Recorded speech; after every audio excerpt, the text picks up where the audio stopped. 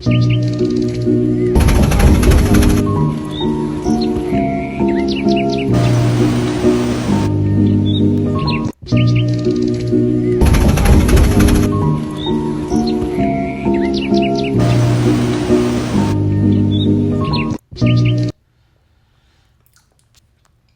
right.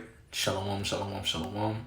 First and foremost, I'm going to give all praise, honor, and glory to Yahweh, Bahashem, Yahweh Shai, Bahashem, Rachaha Kodash. Double honors to our apostles and elders and bishops of Great Millstone who rule well and teach well in sound doctrine. Peace, love, and salutation to you, Akim, out there that's doing the work with truth and sincerity. This brother Zariah Allah down here at the GMS Virginia camp, back with another lesson through the spirit and power of Yahweh, Bahashem, Yahweh Shai.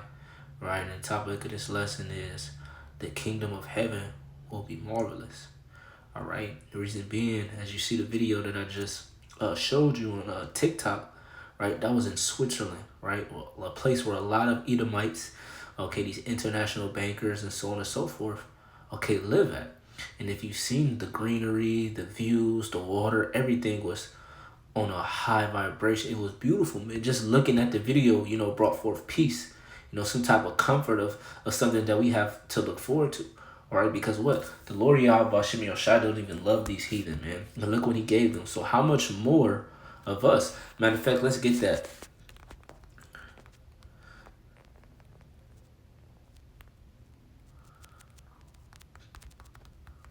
Father's house, all right? So this is Salaki. I know it's in John. This is St. John chapter 14 and verse 2. It says, "In my Father's house are many mansions. If it were not so, I will have told you, I go to prepare a place for you." Right? So the Lord, he went off, okay? And we're waiting for the Lord Yahweh Shem Yahshua to come back to redeem us out of this captivity. But what? He went to go and prepare a place for us, man. The kingdom of heaven, man. Okay, paradise, Idan. Okay, a place with eternal peace, okay, and sovereignty. Something that we're looking forward to. Okay, that's the biggest reward, right? And when you go to Psalms, the 37th chapter, in the 3rd verse, it says what? Trust in the Lord, Yahweh Bashem Yahshai, and do good. So shalt thou dwell in the land, and verily thou shalt be fed. Okay, if you looked at all that greenery, imagine the type of vegetation, the fruits, okay, our stock, right, our cattle. Imagine how fed and how fulfilled and satisfied we're going to be from all the nutrients that's coming from the earth. Okay, because what? Even though this earth is in a docile state, okay, look how beautiful it looks. Just imagine we have the land Sabbaths, right? When the laws of the land are fully being implemented from the law, statutes, and commandments throughout the whole planet Earth. Imagine how beautiful the earth is going to be then. Okay, and we're going to be dwelling in the best land, okay, in the whole wide world, which is what? The land of Israel. Okay, so hey, that's going to be a beautiful thing to look forward to, man. You kind of got to have that in the back of your mind, man. Hey, look, man, we're trying to reap this reward, right? So it says, delight thyself also in the Lord, and he shall give thee the desires of thy heart. You should desire this, man. You should desire eternal peace. No more paying taxes, no more oppression, no more depression, right? No more elements or these body aches or headaches, toothaches, diseases, all these different things that this flesh suffers, man. Okay, we're gonna be on a hell of a level, man. Hey, words cannot describe how beautiful the kingdom of heaven is going to be, man. Okay, and that's just a glimpse. That's not even the video that I showed. That doesn't even compare to what the kingdom of heaven is going to be, man. It's going to be way far exceeding than that, man.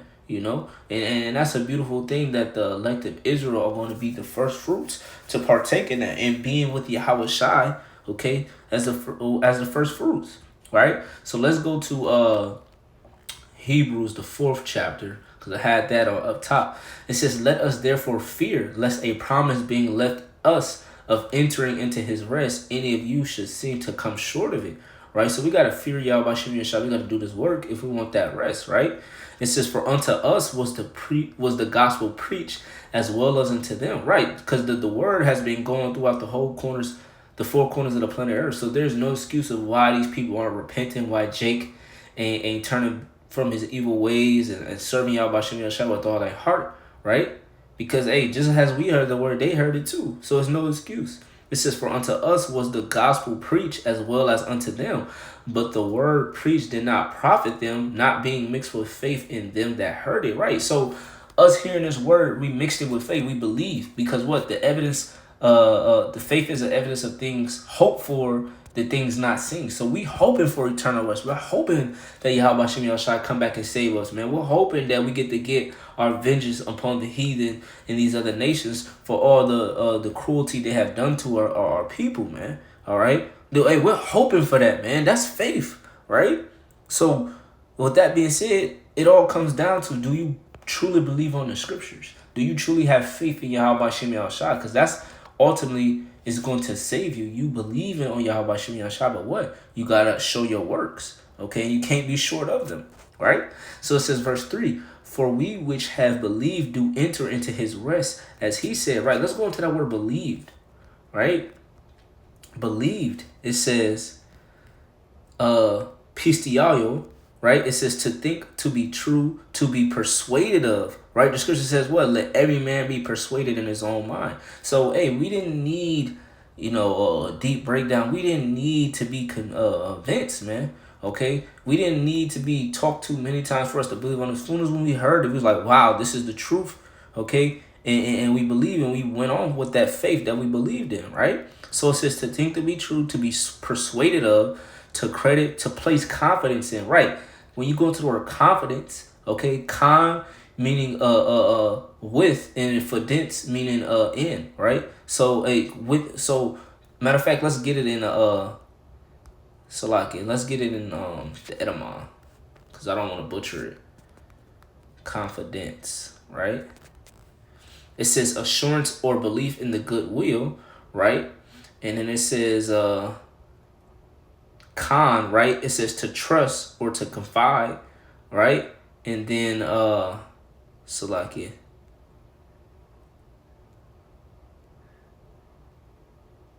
Bear with me.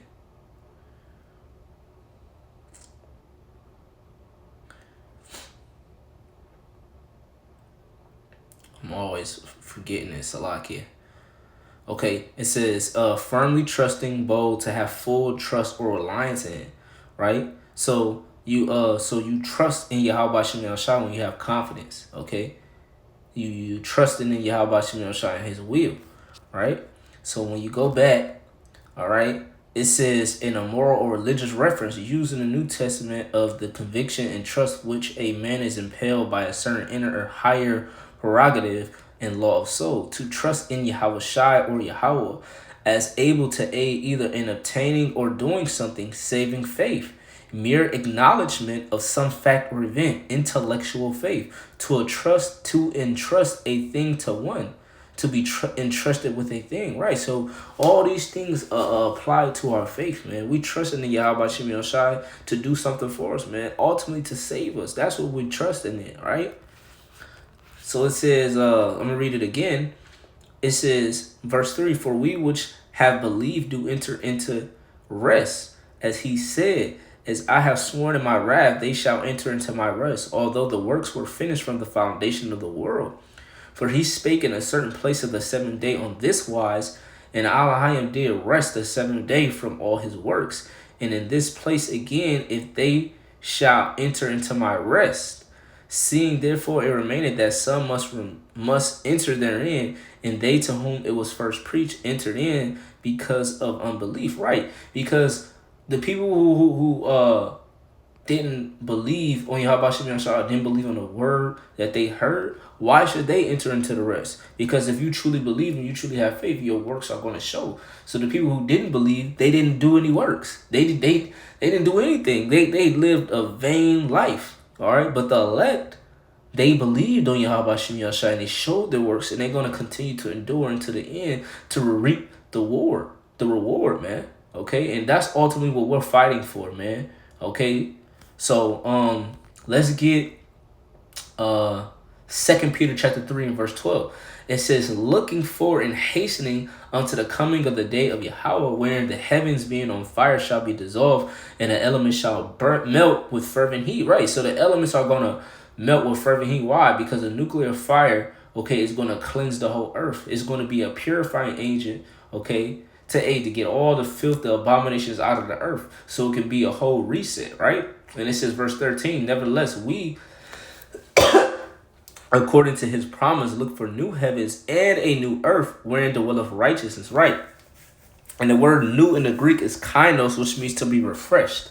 Okay, it's going to be the same exact earth, right? Because Scripture says what the earth abideth forever. So it's going to be the same earth. It's just going to be an upgrade. Same thing. How, like, let's say for instance you get a Honda, a 2016 Honda, right? And then what? You get a new Honda.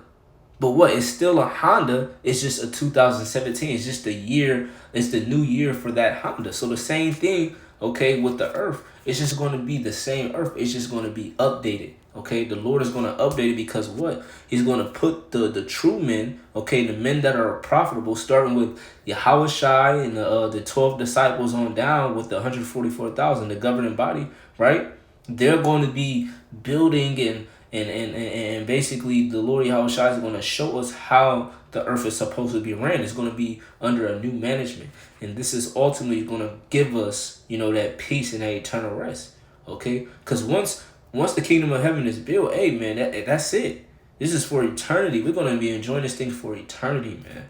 And I just want to get this last thing because I mentioned earlier how the heathen, they enjoy, all the ends of the parts of the earth. And here we are stuck in these confinements, okay? Talk about these so-called Negroes, Latinos, Native Americans, and Seminole Indians, okay? They're stuck in confinements, right? These small-ass apartments, 700 square foot, okay, no yard. We're all cramped up upon each other, man. We don't have our own land, cattle, none of that, man. This shit is fucking slavery, man. All right, so let's get Luke 16 and verse 20, and this is a parable, okay, concerning what? The rich man and the poor man. The poor man, which is Lazarus, represents, okay, the nation of Israel, and the rich man represents Esau, Edom.